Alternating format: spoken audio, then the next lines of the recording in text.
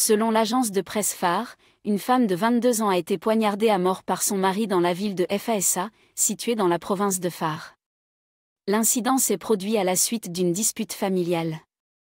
Les voisins ont immédiatement contacté le service d'assistance téléphonique d'urgence pour signaler l'agression, ce qui a incité les forces de l'ordre à se rendre sur les lieux pour enquêter.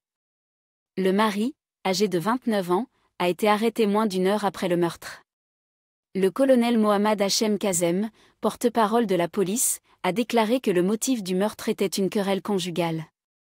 Il a également souligné que de tels incidents tragiques se produisent en raison d'un manque de maîtrise de la colère. Il a exhorté les citoyens à faire preuve de maîtrise de soi et les a encouragés à demander de l'aide à des personnes de confiance ou aux autorités judiciaires pour éviter que les conflits ne dégénèrent. Malheureusement, Mohamed Hachem Kazem ne plaide pas en faveur de l'abolition de l'article 301 de la loi sur les châtiments islamiques du régime iranien, qui prévoit des peines indulgentes pour les hommes qui tuent leur femme ou leur fille au nom de l'honneur. L'impact négatif de l'article 301, qui entraîne une augmentation du nombre de féminicides, est évident dans le cas de Romina Ashrafi. Romina a été décapitée par son père simplement parce qu'elle avait un petit ami.